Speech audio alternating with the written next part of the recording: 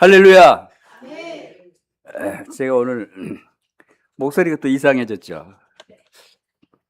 지난 수요일날은 또 괜찮았는데 목소리 이상한 거를 목소리 좋은 목소리로 이해를 하시고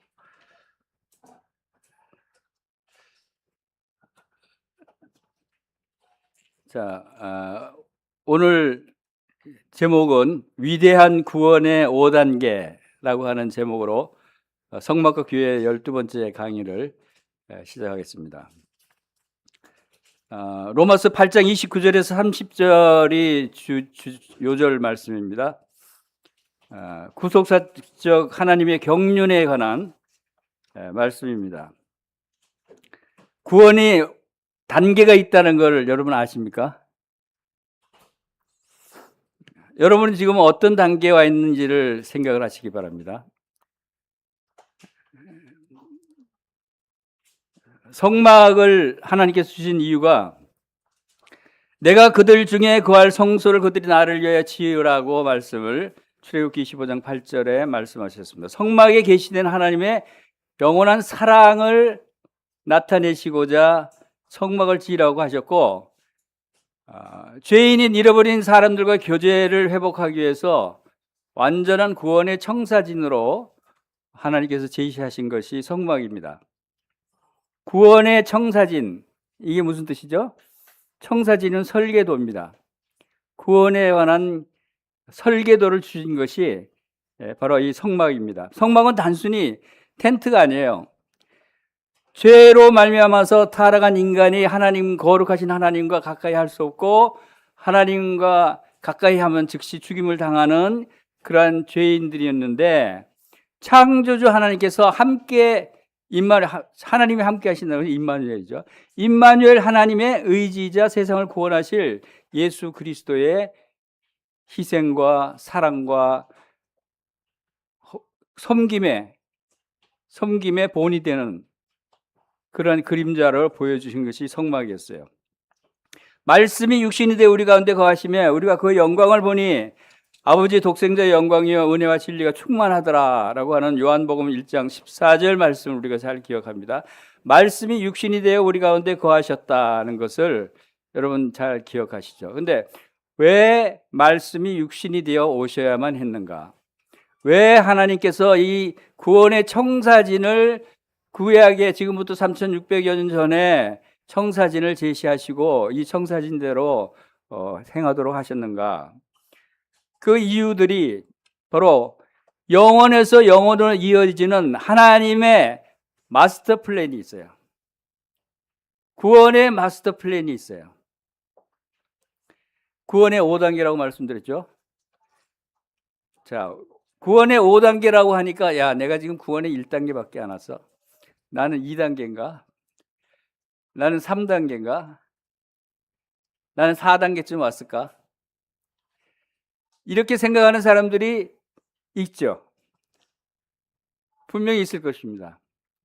근데 오늘 놀라운 말씀은 이 구원의 5단계가 우리가 생각하는 그런 단계가 아니라는 사실을 우리가 발견할 수 있어야 돼요. 이 하나님의 말씀이, 성경 말씀이 헬라어로 쓰여졌는데 헬라어의 신비스러운 문법 뜻이 담겨져 있는 말씀이에요. 그 문법 뜻을 해석하면 전혀 다른 모양이 돼요.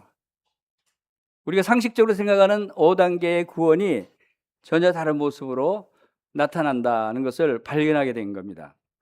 그래서 자, 하나님이 여러분들을 사랑하십니다. 그렇죠? 대답이 없습니까? 여러분 하나님을 사랑하십니까? 하나님이 여러분을 사랑하시기 때문에 여러분이 하나님을 사랑하죠. 여러분 구원 받으셨습니까? 구원의 확신이 있습니까? 그 근거가 어디 있어요? 뭘 보여줄 거예요? 분명히 하나님께서는 구원을 확증하라라고 말씀하셨죠. 믿음 안에 있는 자신을 여러분이 시험하고 확증해야 됩니다. 그렇지 않으면 버리운 자식이라고 그랬어요. 고린도후서 13장 5절에 너희는 믿음에 있는가? 너희 자신을 시험하고 너희 자신을 확증하라. 그리스도 예수께서 너희 안에 계신 줄을 너희가 스스로 알지 못하느냐? 그렇지 않으면 너희는 버림받은 자니라.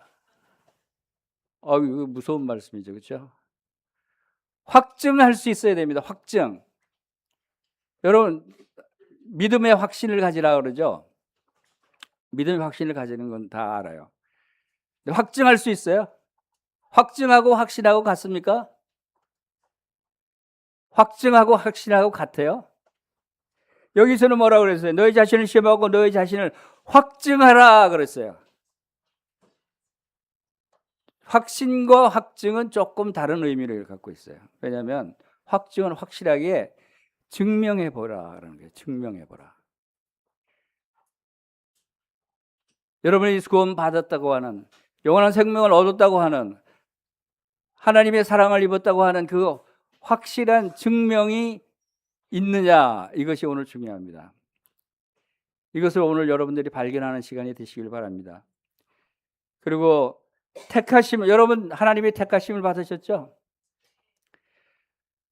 택하심과 부르심을 굳게 하라는 말씀이 베드로후서 1장 10절에 나오는데, 그러므로 형제들아 더욱 힘써 너희 부르심과 택하심을 굳게 하라. 너희가 이것을 행한 적 언제든지 실족하지 아니하리라 나왔어요.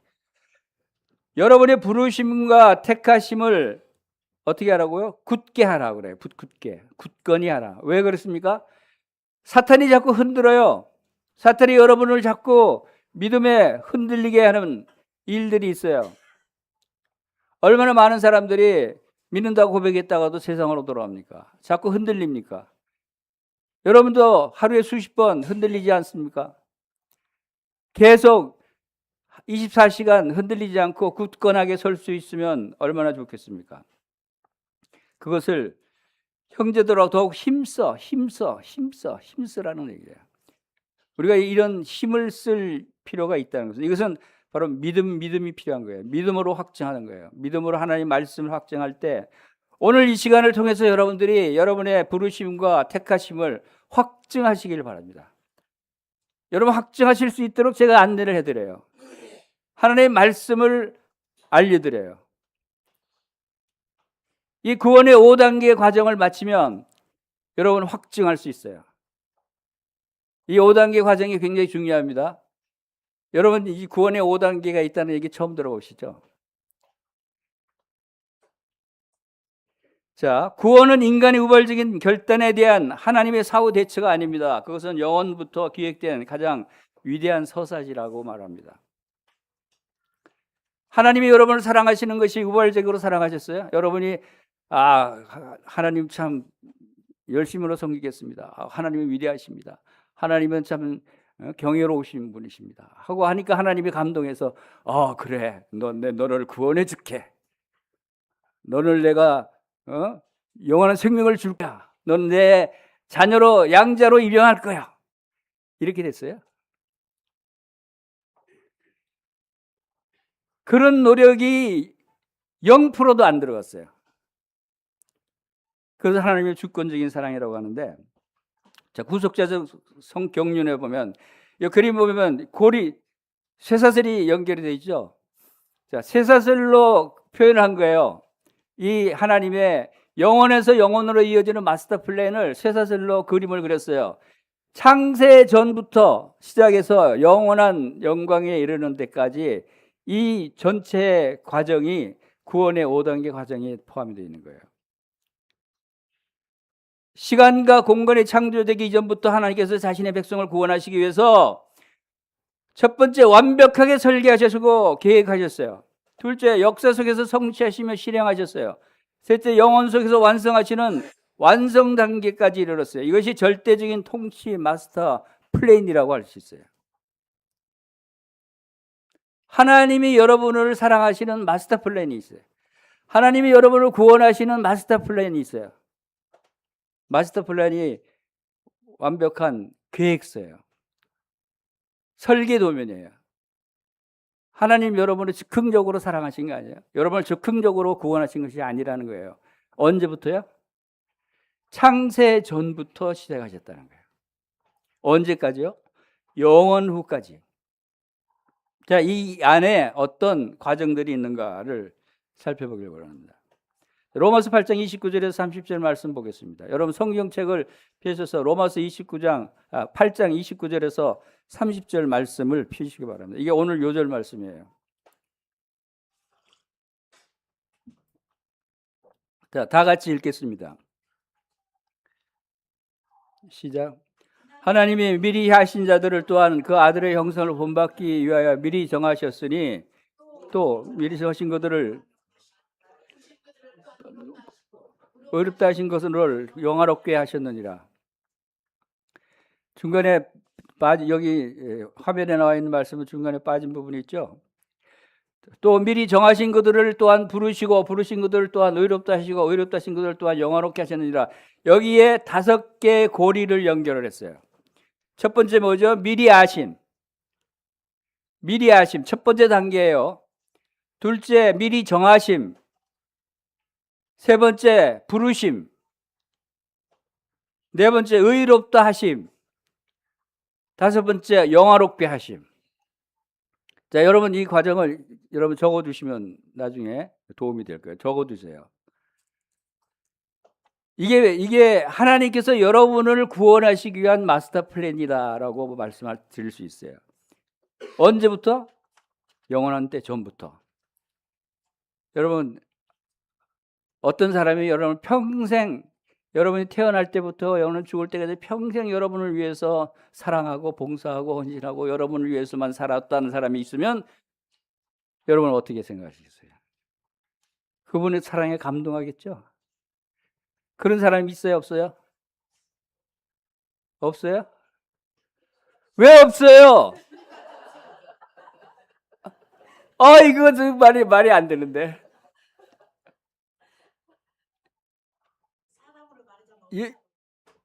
제가 지금 사람으로 말하는 거예요. 있다는 사람 손 들어보세요. 누구예요? 사람 중에서. 여러분 어머니가 그렇지 않아요? 여러분 어머니가 여러분 태어날 때부터 잉태됐을 때부터 사랑하고 태어나서 사랑하고 먹이고 재우고 키우고 학교 보내고 시집 보내고 장가 보내고 죽을 때까지 헌신하고 봉사하고 하지 않아요? 어머니 사랑이? 저는 어머니 사랑을 생각했어요. 여러분 어머니 사랑은 다 감동을 받죠. 다 인정하죠. 그런 분이 사람 중에서 있어요. 어머니는 위대해요. 그런데 그보다 더 위대한 사랑이 바로 하나님 사랑이에요. 하나님 사랑이 바로 여러분이 태어나기도 전에 창세 전부터, 어머니는 그래도 여러분 태어날 때부터 사랑하셨지만 하나님은 그 이전 영원 전부터 여러분을 아셨다. 그리고 정하셨다. 부르셨다. 의롭다 하셨다. 영화롭게 하셨다는 사실을 여기서 말씀하고 있는 것입니다. 자, 이 고리가 5개의 고리가 연결되어 있어요. 여러분 지금 어느 고리에 들어가 있다고 생각하세요? 그런데 네 번째, 또 부르심에 포함되는 분이 있어요? 미리 정하신 분에 포함되는 분이 있어요? 다 포함되는 분이 있어요? 그 밑에 뭐라고 적어놨어요? 단 하나의 고리만 소유해도 전체 사슬을 소유한 것입니다. 이 5단계는 분리될 수 없는 단일한 구원 사건의 연속입니다. 여기에 비밀이 있어요. 여러분이 구원받았다고 확증하는 사람은 이 중에 어느 한 개만 속한 게 아니라 의롭다 하시면 받은 것이 아니고 영화롭게 하시면 받은 게 아니고 전체를 다 받은 거예요. 그거를 오늘 알려드리려고 말씀드리는 거예요. 이것은 매우 중요한 사건입니다. 왜 그게 가능하냐, 왜 그렇게 부르셨는가 하는 것을 좀 자세히 살펴볼 예정입니다. 하나님의 시간표가 있어요. 구원의 동시적 완성이라고 표현하는 하나님의 시간표가 있는데, 인간의 시간은 시간을 순차적으로 경험하는 유한적인 역사적인 흐름이라고 볼 수 있어요. 인간의 시간은 하나 끝나야 그 다음 단계가 시작되죠. 하나님의 관점은 좀 달라요. 시간을 초월해서 모든 구원 과정이 이미 완료된 하나의 사건으로 존재하는 영원한 관점에서 보는 거예요. 그것이 바로 이 사용된 원어, 헬라어 원어에 담겨 있는 뜻을 풀이를 해보면 그런 결론이 나와요. 먼저 계속 이 고리가 무슨 단어로 연결되어 있죠? 그들을 또한 미리 아시고, 그들을 또한 정하시고, 그들을 또한 부르시고, 그들을 또한 의롭다 하시고, 그들을 또한 영화롭게 하셨다는 그들을 또한이라고 하는 원어적인 의미가 투투스카이라고 하는 단어인데, 수학적인 등호, 수학 선생님이 맞는지 모르겠네. 수학 등호 역할을 한대요. 이 단어가 뜻이 수학의 등호, 이꼬르 수학 등호의 역할이라면. 그래서 이 투투스는 접속사 카이와 함께 이 결합은 앞선 단계의 사람들과 다음 단계의 사람들이 정확하게 동일한 구조다라고 하는 것을 강조한답니다. 그러니까 미리 아심 받은 사람과 미리 정하심 받은 사람이 그룹은 다르게 보일지만 동등한 관계라는 거예요. 동등한 순간에 일어난 일이다라고 하는 겁니다. 그래서 탈락자가 제로다라고 하는 의미가 뭐냐면 미리 아신 자들과 정하신 자들과 부르신 자들과 의롭다 하신 자들과 영화롭게 하신 자들의 숫자가 다 동일한 숫자가 결과가 나온다는 거예요. 미리 아셨는데 탈락돼서 정하심을 받지 못하고 탈락된 사람이 있느냐 하면 그렇지 않다는 거예요. 부르심을 받았는데 의롭다 하심을 못 받은 사람이 있어서 이 사람이 탈락됐냐 하면 그렇지 않다는 거예요. 의롭다 하심을 받았는데 정하심을 받지 않은 사람이 있는가 하면 그렇지 않다는 거예요. 이 등호는, 수학적인 등호는 헬라어에 담겨 있는 뜻이에요. 그래서 미리 아신 분은 100% 정하신 분이고, 정하신 분은 100% 부르심을 받은 사람이고, 100% 부르심 받은 사람은 의롭다 하심을 받은 사람이고, 100% 의롭다 하심을 받은 사람은 100% 영화롭게 된 자들이다라고 하는 것을 우리가 알 수 있다 하는 것입니다. 자, 이 5단계, 그래서 사슬로 그림을 그려본 거예요. 그래서 신학자들은 이것을 황금사슬이라고 표현하기도 합니다. 이게 유명한 말이에요. 황금사슬. 황금사슬로 표현해서 황금사슬은 절대 끊어지지 않는다. 이 수학적인 등호 역할을 하고, 그리고 각각의 단계별로 시제가 그리스의 부정과거 시제를 사용했는데, 헬라어의 부정과거 시제, 단회적인 지적, 그리스의 부정과거는 동작 전체를 하나의 완료된 사건으로 보는 거예요. 그리고 완료된 미래를 선언하는데 하나님의 영원한 관점에서는 미래 사건인 영화롭게 하심까지도 이미 완료된 과거 시제로 표현을 했어요. 미리 아셨다라고 표현했어요. 정하셨다라고 표현했어요. 그리고 부르셨다라고 표현했어요. 의롭다 하셨다라고 표현했어요. 영화롭게 하실 것이다가 아니고 영화롭게 하셨다라고 과거 시제로 표현을 했어요. 이게 성경 말씀 원어의 뜻이에요. 그게 무슨 뜻입니까? 이미 완료된 상태라는 거예요. 여러분의 구원 계획이 하나님의 창세 전부터 시작되던 여러분의 구원 계획이 이미 완료된 거예요. 구원은 이미 끝난 거예요. 근데 그거를 왜 알지 못하냐면 믿음이 없으니까, 믿지 못하니까. 믿지 않은 사람들은 그것을 알지 못해요. 그래서 믿으면 영생을 얻으리라, 믿는 자는 구원을 받으리라. 왜 믿음 조건만 나오죠? 열심히 노력해서 구원 얻으라는 얘기 없고, 율법을 잘 지켜야 구원을 얻는 얘기 없고, 믿음으로만 은혜로 구원을 받는다라고 하는 이 표현이 바로 이런 이미 완료됐기 때문에, 구원에 관한 모든 조건들이 완료된 상태이기 때문에 이것을 믿는 자는 영생을 얻는 것이다. 이것을 믿는 자는 구원을 받은 것이다 라고 하는 하나님의 말씀의 근거예요. 자, 여러분이 좀 이해가 어려울 수도 있어요. 그러나 이것은 우리가 믿음을 생각해요. 믿음은 하나님의 말씀은 하나님은 시간을 초월하시는 분이세요. 우리 인간으로서는 이해가 잘 안 되는 수도 있지만 하나님은 시간을 초월하신 분이고, 이미 창세 전에 이미 영원한 후의 일까지도 다 계획하시고 이루어 놓으신 분이시다라고 하는 사실을 생각하면 다 이루어 놓으시고 나에게 와라 하고 부르시고 믿으라, 믿음을 요구하시는 거예요. 와서 믿으라, 그러면 영생을 얻으리라 라고 하시는 것입니다. 와서 믿으면 어떻게 영생을 얻는가의 모든 과정들은 다 이미 이루어 놓으시고 이미 예수 그리스도께서 십자가에서 다 완료해 놓은 상태라는 거죠. 그래서 하나님의 관점은 모든 과정이 이미 완료된 하나의 사건이다. 그래서 이걸 황금사슬이라고 표현하는 사람들이 많이 있어요. 자, 그러면 그 단계별로 좀 자세히 살펴보면 첫 번째 단계는 뭐라고 그랬죠? 미리 아심. 첫 번째, 영원전에 선언하신 것입니다. 여러분, 영원전부터 하나님께서 여러분을 미리 아셨대요. 감동이 안 돼요? 난 감동이 되더라고요. 여기. 영원전에 나를 아셨어. 영원전부터 나를 사랑하셨어. 예수 그리스도 사랑하셨어. 이것이 감동이 안 되는 사람은 좀 무딘 사람이에요. 엊그제도 아니고 내 태어날 때도 아니고 영원한 때 내가 이 존재하지도 않은 이 상태에서 영원한 때 전부터 창세 전에 우리를 그리스도 안에서 사랑하사 그러셨어요. 내가 너를 모태에 짓기 전에 너를 알았다. 에레미야 1.5절의 말씀입니다. 내가 땅의 모든 족속들 가운데 너희만을 알았나니. 아모스 3장 2절에.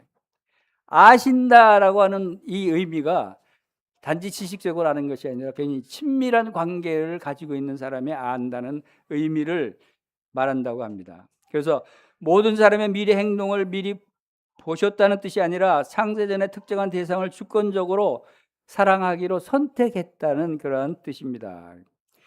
그래서 구원의 첫 단추는 인간의 조건이 아닌 오직 하나님의 무조건적인 사랑과 주권적인 선택에 의해서 채워진다라고 말씀을 하고 있는 것입니다.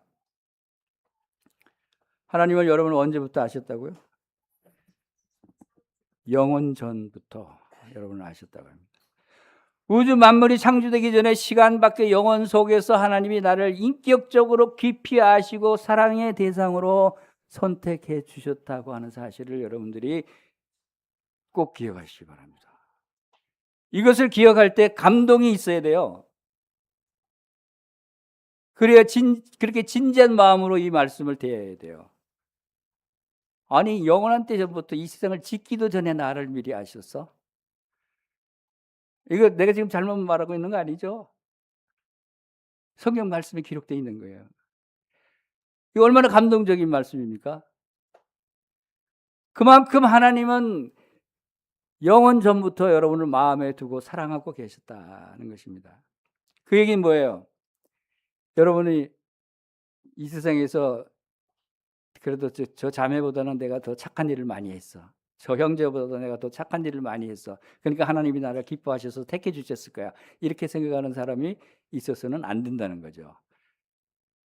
이미 우리가 태어나기 이전부터 사랑해 주셨어요. 나중에 근데 우리를 아셨다는 얘기가 이미 그런 것까지 우리가 태어나서 이 세상에 살면서 얼마나 허물이 많고 얼마나 마음이 고약하고 시기에 질투가 있고 남을 헐뜯고 비방하는 마음까지 있는 것을 하나님이 다 모르셨을까요? 다 아셨어요. 우리의 연약한 부분까지도 하나님이 다 그때 이미 다 아시고 우리를 부르셨다는 거예요. 그리고 시편 103편 13절 14절 말씀처럼 아비가 자식을 긍휼히 여긴 같이 여호와께서는 자기를 경외하는 자를 긍휼히 여기시나니 이는 그가 우리의 체질을 아시며 우리가 잔지 먼지뿐임을 기억하심이로다. 저는 이 말씀을 읽을 때마다 감동이 돼요. 하나님께서 천지창조하신 창조주 하나님께서 아비가 자식을 긍휼히 여긴 불쌍히 여긴 같이 나를 불쌍히 여기신다는 거예요. 우리의 체질을 아신다. 주님이 나의 체질을 아신다. 저는 이 말씀에 감동이 됐어요. 내가 얼마나 연약한지 주님이 아신다는 거예요. 내가 얼마나 허물이 많은지 주님이 아신다는 거예요. 내가 능력이 없는 걸 주님이 아신다는 거예요. 나의 과거를 알고 나의 미래를 알고 나의 현재를 다 아신다는 거예요. 이 아시면서 나를 부르시고 아시면서 나를 사랑하신다는 거예요. 그게 무슨 뜻입니까? 그것을 다 긍휼히 여기고 용서하신다는 뜻 아닙니까? 감동이 안 됩니까? 여러분을 다, 그리고 여러분의 허물을 하나님께서 다 아시면서도 여러분을 사랑하시고, 그 허물고 부족하고 연약하고 하나님을 대적했던 여러분을 다 아시면서도 여러분을 위해서 십자가에서 죽으셨어요. 얼마나 감동적이에요. 내가 죄인 되었을 때 나를 위해 죽으셨어요. 내가 원수 되었을 때 나를 위해 죽으셨어요. 내가 하나님을 배반했을 때 먼저 나를 위해서 죽으셔서 하나님의 사랑을 확증해 주신 분이셔요. 이런 하나님이셔요. 이런 하나님이 여러분들을 아신다는 거예요. 두 번째 단계는 이래 아셔서 정하시는 거예요. 뭘 정해요? 내가 너를 택해서 무엇을 삼겠다 하고 목적을 정하시는 거예요. 내 인생에 어떤 비바람을 만나더라도 결국 영광스러운 목적지에 안전하게 도착하도록 나의 최종 운명을 단단히 고정해 두셨습니다. 인간의 공로가 개입할 틈이 없는 완전한 하나님의 주도권입니다. 에베소서 1장 4절 5절에 창세전에 그리스도 안에서 우리를 택하셨다는 거예요. 정하셨다는 겁니다. 그리고 창세전에 그리스도 안에서 우리를 택하사 사랑 안에서 그 앞에 거룩하고 험이 없게 하시려고 그 깊으신 뜻대로 우리를 예정하사 예수 그리스도로 말미암아 자기의 아들들이 되게 하셨으니, 그러한 허물 많고 보잘것없는 자들을 택하셔서 어떻게 하셨다고요? 거룩하고 흠이 없게 하시려고. 허물 많고 거룩하지 않은 자를 택하셔서 거룩하고 허물 없게 하시려고 하셨다는 것이죠. 그렇게 해서 어떻게 그렇게 허물 없게 하셨어요? 예수님이 십자가에서 자신이, 하나님 대신 예수님 자신이 친히 나무에 달려 그 몸으로 우리의 모든 죄를 담당해 주셔서 우리의 모든 허물을 깨끗게 하셨다는, 그럼으로써 이제 예수로 말미암아 자기의 아들들이 되게 했다. 여러분들이 바로 예수로 말미암아 아들 자녀들이 됐다는 것입니다. 그것이 미리 정하심의 뜻이에요. 하나님께서 여러분을 창세전에 미리 아셨어요. 아시고 다음 단계로 미리 정하셨어요. 폭풍우를 만날 때 나침반 바늘이 꼭 있어야 되죠. 배에. 아무리 풍랑이 일고 방향이 바뀌어도 나침반은 꼭 북쪽을 가리키니까, 나침반이 방향을 가르쳐 주니까 그 역할을 하는 것입니다. 결국 파손하지 않고 목적지로 갈 수가 있어요. 목적이 정해져 있다는 것은, 우리를 미리 정하셨다는 것은 매우 중요한 사건입니다. 여러분, 운전할 때 뭐가 꼭 있어야 되죠? 운전할 때가 없으면 운전 못하죠. 요즘 내비게이션, GPS라고 하는 내비게이션이 있어야 운전을 합니다. 근데 가끔 교회를 짓고 가는데 잘못해서 좌회전해야 되는데 우회전해서 가면 어떻게 하죠? 내비가 다시 알려드리겠습니다 하고 방향을 다시 바꾸게 친절하게 안내를 해줘요. 목적지를 설정한 곳에서 벗어나면 친절하게 다시 이쪽으로 방향을 잡으라고 친절하게 안내를 해줍니다. 그것은 목적지가 정해져 있으면 분명히 내비게이션은 끝까지 목적지로 안내를 해줘요. 하나님께서 우리에게 그 목적지를 정해 주셨다면 하나님께서 그 목적지로 끝까지 안내해 주시리라는 사실을 우리가 알 수가 있습니다. 그것이 내 인생의 최종 목적지는 무엇으로 정했습니까?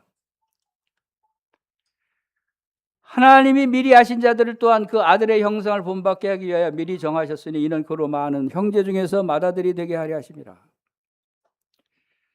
자, 이 구원의 5단계의 목적이 나와요. 여기에. 그 목적이 뭐라고요?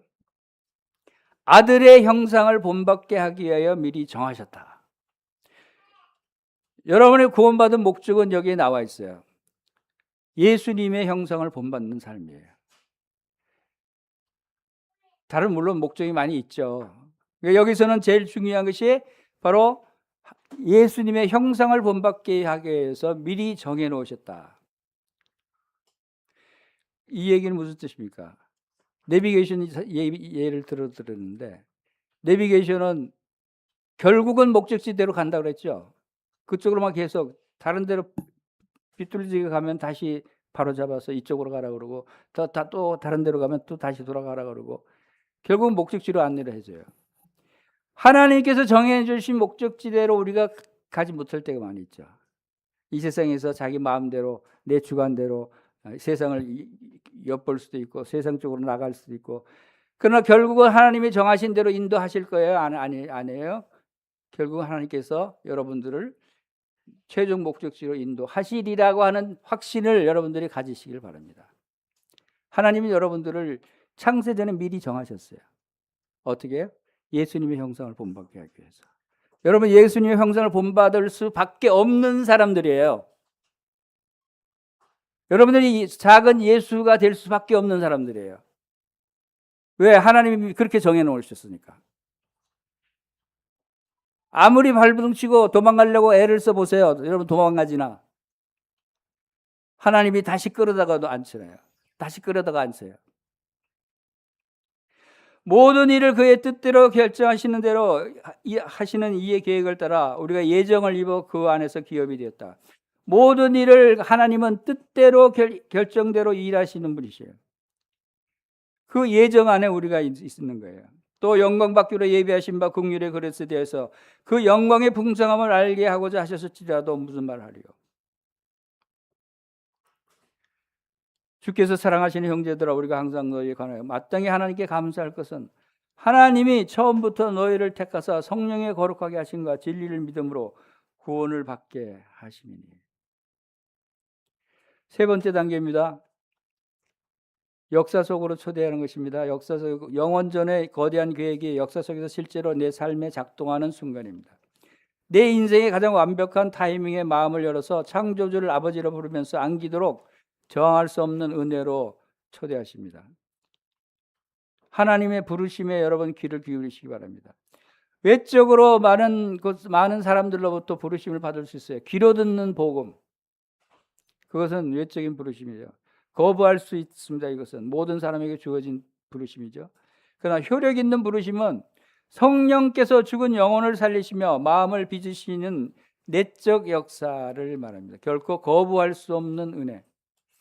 여러분, 내적으로 부르심을 받았을 때 여러분 거부하지 마시기 바랍니다. 오직 부르심을 받은 자들에게는 그 부르심이 하나님의 능력이 되는 것입니다. 디모데후서 1장 9절에는 우리를 거룩하게 하사 우리를 구원하사 거룩하신 소명으로 부르심은 우리의 행위대로 하심이 아니요 자기의 뜻과 영원 전부터 주신 은혜대로 하심이라. 우리를 구원하셨어요. 거룩하신 소명으로 부르셔서. 근데 무엇으로 하셨다고요? 우리의 행위대로 하심이 아니요 은혜대로 하셨는데 언제부터? 오직 자기의 뜻과 영원 전부터 주신 은혜대로 하심이라. 하나님이 여러분을 사랑하셔서 여러분을 부르시고 여러분을 구원하셨어요. 근데 은혜로 구원하셨는데 그 은혜가 언제부터 시작된 은혜라고요? 자기 뜻과 영원 전부터. 자기 뜻과 영원 전부터 주신 하나님의 은혜가 여러분을 구원하게 하신 거예요.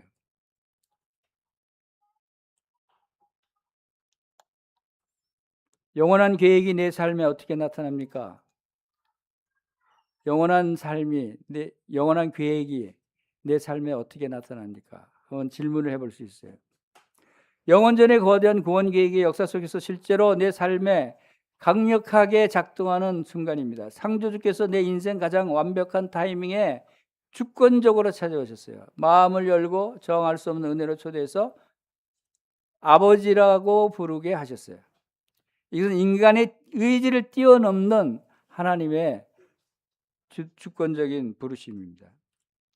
그래서 요한복음 6장 44절에는 나를 보내신 아버지께서 이끌지 아니하시면 내게 올 수 없으니 오는 그를 내가 마지막 날에 다시 살리리라. 아버지께서 이끌지 아니하시면 아무도 올 수 없어요. 우리가 스스로 의지대로 쫓아온 것이 아니라는 거예요. 또 로마서 8장 30절에 또 미리 정하신 것들을 부르시고 또한 부르신 것들을 또한 의롭다 하시고 의롭하신 그들을 또한 영화롭게 하셨느니라. 이건 역사적인 현재 상태를 말씀하고 있는 것입니다. 그다음 네 번째 단계입니다.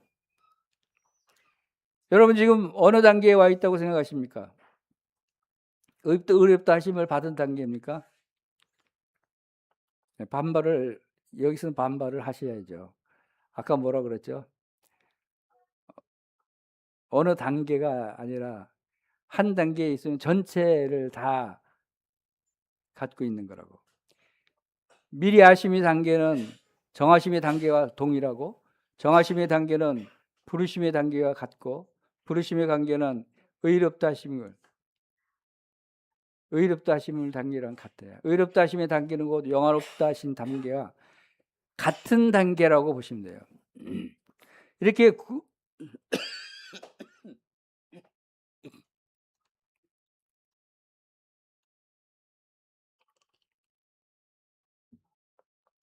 죄송합니다.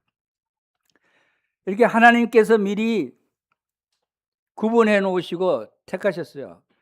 근데 하나님이 얼마나 오랜 동안 하셨어요? 영원한 때 전부터 지금까지 하셨다니까 얼마나 오래요. 하나님의 사랑은 참으로 놀랍죠. 자, 의롭다 하심. 이건 그중 가장 또 중요한 부분 중에 하나죠. 우주 최고 법정의 판결. 우주 최고 법정의 판결이 뭐예요? 하나님께서 재판장이십니다. 하나님 온 우주의 재판장이세요. 인간의 윤리적 수준과 무관하게 과거와 미래의 모든 추악함을 십자가의 피로 완벽히 덮으시고 너는 흠없는 의로운 자다라고 선언하신 절대적인 무죄 판결입니다. 우리 하나님의 말씀을 대할 때 이런 재판장에서 판결을 내리는 것은 변개할 수 없어요. 대법원장이 최종 상고심에서 최종 판결을 내리면 그것을 바꿀 방법이 없어요. 그와 같이 하나님의 심판도 하나님의 말씀도 이 세상의 판사가 최종 판결을 내린 것 같이 바꿀 수 없는 말씀이라는 거예요. 절대적으로 무죄 판결이다라고 하는 것입니다. 그것은 위대한 맞교환이라고 표현되는 부분이 있는데 죄인과 그리스도가 맞교환됐어요. 그게 뭐를 맞교환했습니까? 모든 죄와 형벌을 죄인의 모든 죄와 형벌을 그리스도에게로 주고 그리스도의 완전한 의의를 죄인이 받은 거예요. 맞교환했다는 표현을 했어요.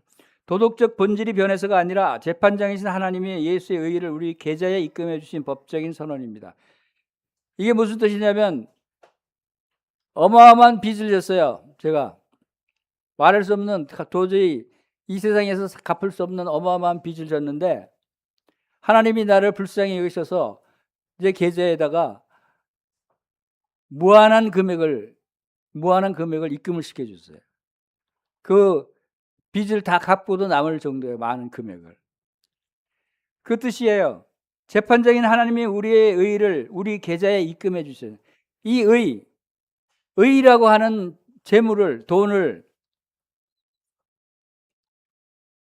예수의 의라고 그랬어요. 예수의 의는 완벽한 의죠. 그 의를 내 계좌에 입금을 시켜줬으니까 아무리 사탄이 송사를 한다고 할지라도 흔들릴 수 없는 그런 법적인 선언이 되는 것이죠. 그리스도 예수 안에는 성령으로 말미암아 하나님의 은혜로 값없이 의롭다 하심을 얻은 자 되었느니라. 우리로 하여금 그 안에서 하나님의 의가 되게 하려 하심이라. 우리의 의는 예수 그리스도로부터 온 의다라고 하는 것입니다. 이 의가 어떻게 죄 많은 내가 이런 완벽한 무죄가 될 수 있는 의를 받을 수 있었는가 하는 것은 성막에 특별히 놋 번제단을 우리가 생각해 보면 놋 번제단에서 심판을 당하신 어린 양 제물에 피를 흘리고 제물이 불태워져서 희생당하는 모습을 생각하면 됩니다. 그래서 모든 죄를 다 용서받는 예수 그리스도의 십자가의 사역을 의미하는 것이다. 그래서 형제들아 우리가 예수의 피를 힘입어 성소에 들어갈 담력을 얻었나니 그 길은 우리를 위하여 휘장 가운데로 열어놓으신 새로운 살 길이요 휘장은 곧 그의 육체니라. 예수의 피로 성소에 들어갈 담력을 얻었다. 성소에 들어갈 담력은 피가 없으면 안 돼요. 대제사장이 지성소에 들어갈 때 1년에 한 번 제물의 피를 가지고 들어가야 죽지 않고 살아서 나올 수가 있었어요. 바로 예수 그리스도는 자기의 피로 바로 대제사장 되셔서 지성소에 하늘 지성소에 피를 뿌렸다고 말씀을 하십니다. 구약의 제사는 매일 반복되는 제사였어요. 그리고 죄를 기억하게 하고 기억하게 하면서 반복하는. 그러나 염소와 송아지의 피로 하지 아니하고 오직 자기의 피로 영원한 속죄를 이루사 단번에 성소에 들어가신 예수 그리스도의 피는 바로 온전케 하시는 피다. 그리고 그가 거룩하게 된 자들을 한 번의 제사로 영원히 온전케 하셨다라고 히브리서 10장 14절에 말씀하고 있습니다. 이제 물리적인 번제단은 사라졌어요. 이 번제단은 없어졌어요. 십자가 영원한 번제단이 되어서 제사 제도를 완성하셨기 때문에 물리적인 성막은 없어졌어요. 이것이 그림자와 모형으로 보여줬을 뿐입니다. 그런데 실체가 되신 예수 그리스도의 십자가가 이제 영원히 하늘 지성소에 올라갔다는 것입니다. 정죄로부터 완전한 영적 해방이 과거에는 내 힘으로 율법을 지키려다고 실패하고 정죄함에 갇혀있던 우리였어요. 정죄에서 헤어나올 수 없어요.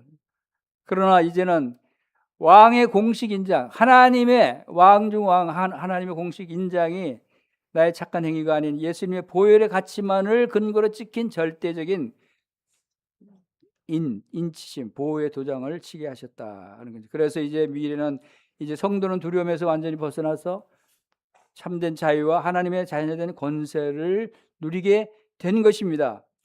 그러므로 이제 예수 그리스도 안에 있는 자에게는 결코 정죄함이 없나니 이는 그리스도 예수 안에 있는 생명의 성령의 법이 죄와 사망의 법에서 너를 해방하였다. 로마서 8장 1절 말씀입니다. 이것이 바로 이런 근거로 이 말씀이 선포되는 것입니다. 너희는 다시 무소하는 종의 영을 받지 아니하고 양자의 영을 받았으므로 우리가 아빠 아버지라고 부르짖느니라. 이제 마지막 5번째 단계를 보겠습니다. 영화롭게 하심이라 그랬어요. 자, 지금까지 단계를 잘 함께 오시느라고 수고 많으셨어요. 이제 마지막 단계는 가장 영화로운 단계입니다. 그런데 이게 아직 오지 않은 미래의 일입니다. 성경은 완벽한 보장을 선언하기 위해서 이미 이루어진 과거형으로 확정지어서 말씀하고 있어요. 참 성경은 참 신비스러운 말씀이에요. 성경에 사용된 헬라어 자체가 이러한 신비스러운 문법적인 것들을 포함하고 있고 하나님께서 그 단어들을 사용하셨다는 겁니다. 바울이 미래에 일어날 영화를 이미 완료된 과거형으로 기록했어요. 영화롭게 하실 것이다가 아니고 영화롭게 하셨느니라. 여러분도 영화롭게 하셨다고 한 말씀을 여러분이 믿으시길 바랍니다. 여러분이 그 안에 포함된 것을 믿으시기 바랍니다. 미래 내가 지금은 영화롭게 되지 않았지만 나중에 영화롭게 될 것이야 라고 아니라 이미 나는 영화롭게 됐다라고 하나님의 생각으로 여러분이 생각할 때 믿음이 되는 것입니다. 그것이 하나님의 말씀으로 여러분들이 생각할 때 그것이 믿음이 되는 것입니다. 빌립보서 3장 2절에 21절에 우리 낮은 몸을 자기 영광의 몸의 형체와 같이 변하게 하시리라. 그가 나타나시면 우리가 그와 같을 줄을 아는 것은 바로 예수님과 같이 변화될 것을 말씀하고 있습니다.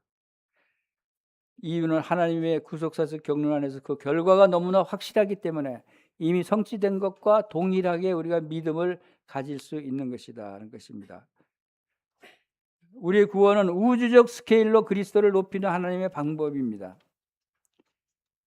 자, 우리는 시야를 이 땅에서 우주로 넓혀야 됩니다. 이 세상 것만 생각하고 이 세상 것만 바라보고 있을 것이 아니라 이 우주는, 이 세상, 지구는 좁지만 우주는 무한히 넓습니다. 제가 이번에 파라과이를 다녀오면서 지구가 좁다는 걸 느꼈어요. 아, 여기가 지구가 끝이네. 지구를 거꾸로 이렇게 갈 때하고 올 때를 이렇게 보니까 한 바퀴 돌았어요. 갈 때는 미국 파나마에서 아메리카로 갔다가 올 때는 대서양으로 해서 유럽으로 해서 독일로 해서 한국으로 들어오니까 지구를 그냥 한 바퀴 이렇게 돌았어요. 지구도 별거 아니더라고요. 그러나 온 우주는 우리가 상상할 수 없을 만큼 넓습니다. 우리의 구원은, 하나님의 뜻은 이 지구에만 있는 것이 아닙니다. 온 우주에 다 영향이 있고 포함되는 것입니다. 창세전 영원한 때 전부터 하는 이 시차도 바로 온 우주에 적용되는 시차입니다. 그래서 이 마지막 사슬을 통해서 궁극적인 영광의 상태에 도달하는 것을 우리가 생각할 수 있습니다. 마지막 사슬을 통해서 영화롭게 되는 것은 새로운 살 길이 우리에게 열린 것을 볼 수 있죠. 성막의 지성소를 가로막는 휘장인 거기 뚫고 들어가면은 모든 사람이 즉시 죽임을 당하는 그런 무시무시한 휘장인데, 그것이 위에서부터 아래로 쫙 찢어져서 이제 믿음으로 들어갈 수 있게 예수 그리스도의 보혈을 통해서 들어갈 수 있도록 열어주셨습니다. 이미 이에 성소 휘장이 위로부터 아래까지 찢어져 둘이 되고 땅이 진동하며 터지고 바위가 터지고, 그 길은 우리를 휘장 가운데 열어놓으신 새로운 살 길이요 휘장은 곧 그의 육체니라라고 말씀하셨습니다. 이 하나님의 영광 가운데 들어갈 수 있다고 하는 것이 얼마나 놀라운 것입니까? 이것이 우리를 영화롭게 하신 것입니다. 그리고 그 안에 지성소에 들어갈 수 있는 것은 곧 무엇을 의미하느냐면, 하나님의 지성소 안에 있는 언약궤가 있습니다. 언약궤 속에는 뭐가 있다고 그랬죠? 쌍난 지팡이가 있고 만나가 있고 율법 돌판이 있어요. 이 세 가지가 왜 들어가 있다고 그랬죠? 다 잊어버렸죠. 이것은 우리 인간의 교만과 반항과 죄악을 의미하는 것입니다. 특히 율법을 주어진 그날 3,000명이 죽임을 당했죠. 왜? 율법을 깨트릴 정도로 타락한 모습을 보였기 때문에. 이러한 것들을 기억하지 말도록, 인간의 죄가 있기 때문에 하나님의 언약궤, 하나님의 거룩한 지성소에 들어갈 수 없다는 사실을 하나님께서 보여주시는 겁니다. 그런데 방법은 있어요. 그것은 속죄소에 피를 뿌리면 이 영광 가운데 들어올 수 있다라고 하는 길을 열어주신 것이에요. 그것이 바로 어린 양의 피로 속죄소 위에 피를 뿌리는 것입니다. 그래서 시온자라고 하기도 하고 율법의 저주를 덮는 사랑의 절정을 나타내는 것입니다. 바로 이것은 공의와 자비가 완벽한 조화를 이루는 것이고, 밑에서는 죄가 올라오고 위에서는 하나님의 자비가 눌러서 피의 은혜가 눌러서 밑에 죄가 덮이는, 그래서 천사들이 아래로 내려올 때 고발하는 율법의 돌판을 보는 것이 아니라 율법을 덮고 있는 붉은 피를 보친다라고 하는 것입니다. 그리스도께서 흘리신 피로 우리의 죄를 가려주는 영원한 화목 제물이 친히 되어 주셨습니다. 자, 우리가 이제 5단계의 구원의 5단계를 다 살펴봤어요. 그것을 간단하게 요약해 보면, 첫 번째 미리 아심, 두 번째 미리 정하심, 세 번째 부르심, 네 번째 의롭다 하심, 다섯 번째 영화롭게 하심 있는데, 언제 시점에서 미리 하셨어요? 영원 전부터. 미리 정하심도 영원 전부터. 부르심은 역사 속에서, 의롭다 하심도 역사 속에서, 영화롭게 하시면 영원 후에 영화롭게 하실 것이다. 인간의 상태는 어떤 상태였어요?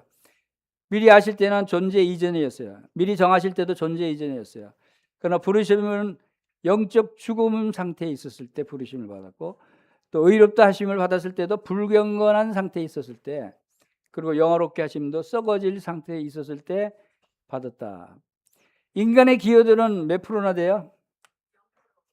미리 하심, 인간의 기여도 0%, 미리 정하심도 0%, 부르심도 0%, 의롭다 하심도 0%, 영화롭게 하심도 0%. 하나님의 주권은 반면에 100% 모든 것이 하나님의 주권이고 하나님의 은혜라는 거예요. 이 원대한 구원의 5단계 계획도, 마스터 플랜도 하나님의 은혜고 하나님의 주권적이고 일방적인 사랑이라는 거예요. 우리는 그냥 감사합니다 하고 믿음으로 하나님께 영광을 돌리는 길밖에 없는 거예요.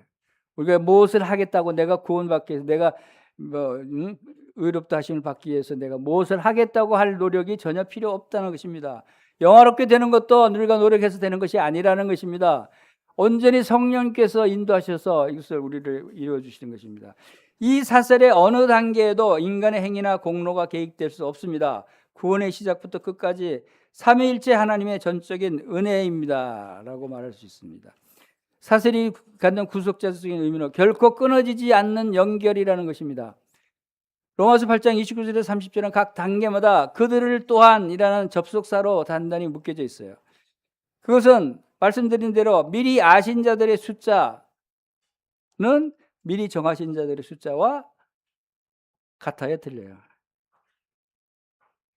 대답이 없으시지. 같습니다. 등호가 되어 있죠. 미리 정하신 자들의 숫자와 부르신 자들의 숫자도 같습니다. 결국에도. 부르신 자들의 숫자와 의롭다 하신 자들의 숫자도 같습니다. 의롭다 하신 자들의 숫자도 영화롭게 하신 자들의 숫자와 같다는 것입니다. 첫 꼬리가 영원전 하나님의 손에 묶여 있고 마지막 꼬리 역시 하늘 보좌에 흔들림 없이 고정되어 있습니다. 참 성도는 결코 이 구원의 사슬에서 탈락할 수 없다. 이것을 말씀하고 있는 거예요. 이 구원의 사슬이 보여주는 것은 절대로 탈락될 수 없는 사슬이다. 절대로 하나님의 구원 계획은 변하지 않고 이루어지는 계획이다라는 거예요. 하나님이 계획하셨는데 이루지 않겠어요? 하나님이 아시는데 여러분을 모른다고 하실 수 있을까요? 하나님이 정하셨는데 모른다고 할 수 있어요? 하나님이 의롭다고 하시는데 누가 뭐라고 하겠어요? 이 구원의 사슬은 하나님 보좌에 영원 전부터 하나님 보좌에 견고하게 매어져 있다는 것입니다. 그리고 구원의 목적은 뭐라고 그랬죠? 하나님이 미리 하신 자들 또한 그 아들의 형상을 본받게 하기 위해 미리 정하셨으니 이는 그로 많은 형제 중에서 맏아들이 되게 하려 하심이라. 아들의 형상을 본받게 하기 위해서 미리 정하셨다라고 하십니다. 여러분, 예수님의 형상을 닮아가는 일만 하시면 돼요. 지금 다른 거 하실 필요 없어요. 예수님을 본받아서 예수님 형상을 닮아가는 일만 하시면 돼요.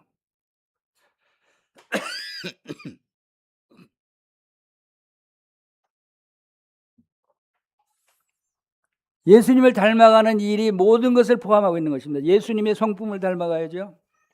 예수님이 행하신 일들을 복음을 전하는 일이고 구제하는 일이고 불쌍히 여기는 일이고, 예수님을 닮아가는 일만 하시면 여러분 문제가 없어요. 하나님이 기뻐하시는 거예요. 우리의 본은 예수님이라는 거죠.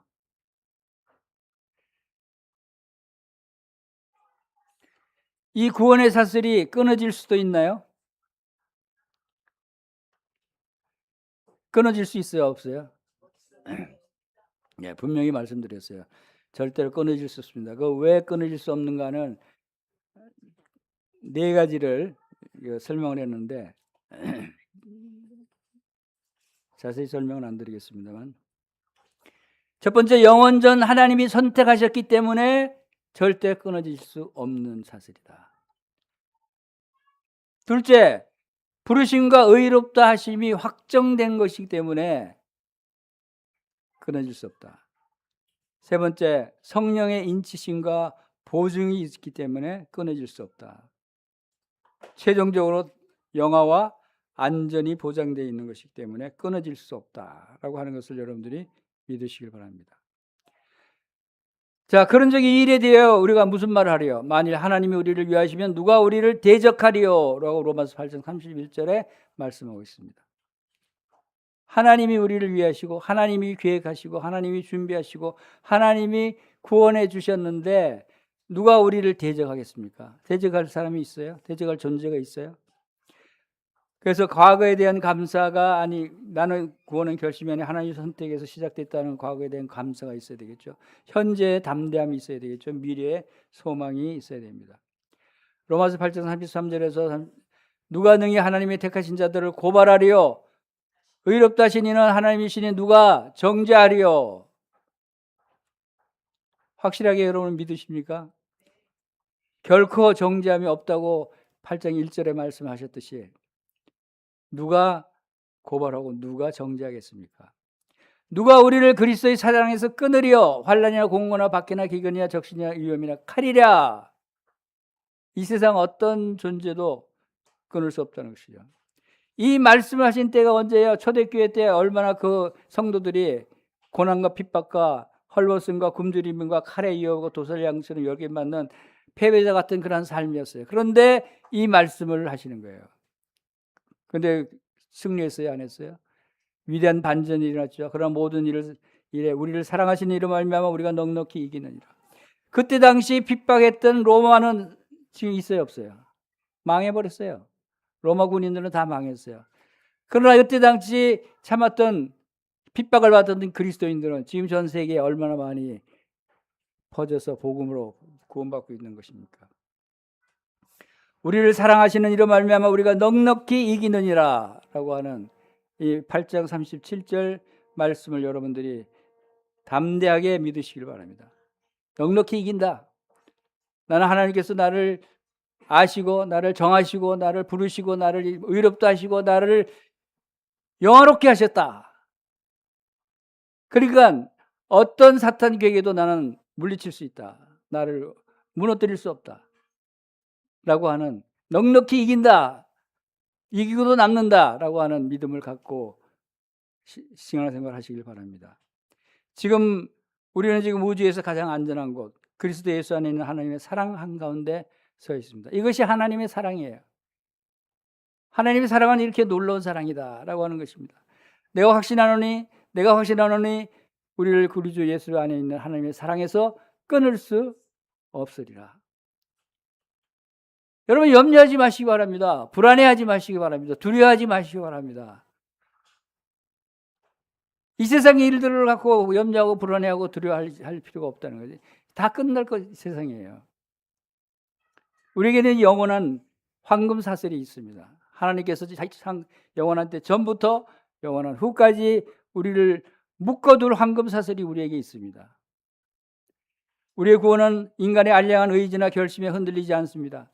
태초부터 영원까지 일하시는 삼위일체 하나님의 전능하신 손 안에서 완벽하게 보호를 받고 있습니다. 그리고 현실의 진리를 위해서 탄식하십니까? 환난마저도 영광의 재료로 삼는 넉넉히 이기는 자의 삶을 향해 걸어가시기를 바랍니다. 이제 마주의 성막의 이제 변화된 모습을 우리가 또 생각해 볼 수 있죠. 우리의 영원한 거처가 되신 주님이 성막에서 우리 현재 성도 교회로 들어오셨고 이제 미래는 영원한 성전으로 하늘나라에 올라가게 됩니다. 그래서 예수 그리스도 자신이 참된 성전이 되셨고 성령을 모시고 있는 신자 개개인과 모임이 거룩한 성전이 되는 위대한 은혜의 시대라고 하는 것입니다. 고린도전서 3장 16절 말씀에 너희가 하나님의 성전인 것과 하나님의 성령이 너희 안에 거하시는 것을 알지 못하니라. 이제 하나님께서는 성령으로 성전을 삼으시고 우리를 하나님이 임재하시는 임마누엘 하나님이 우리 안에 거하시는 성령의 전이다라고 말씀을 하셨습니다. 그래서 영원한 무너지지 않는 삼중 보증을 우리가 볼 수 있는데 성부 하나님이 맹세하셨어요. 성부 하나님이 약속을 기업으로 받는 자들에게 그 뜻이 변치 아니함을 충분히 나타내시려 그 일을 맹세로 보증하셨다. 하나님이 맹세로 보증하셨다 그래요. 사람은 보통 하나님의 이름으로 맹세를 하잖아요. 근데 하나님은 하나님의 이름으로 맹세를 하셨어요. 뭐를요? 여러분의 구원이 흔들리지 않고 완벽하다. 이 황금 사슬이 완전한 것이다. 얼마나 놀라워요. 우리 인간은 조건에 흔들리지 않는 완벽한 삼중 방어선 안에 철저히 보호를 받고 있습니다. 성부 하나님의 맹세가 있고 성자 예수님이 생명을 담보로 주셨고 성령 하나님이 인치셨다는 이 삼중적인 담보, 이것이 있는데 무엇이 걱정입니까? 이것으로 여러분의 믿음을 확증하시길 바랍니다. 이것이 여러분의 믿음을 확신하시길 바랍니다. 그래서 여러분의 삶이 예수 그리스도의 형상을 닮아가는 삶을 통해서 하나님께 영광을 돌리시기를 바랍니다. 기도하겠습니다.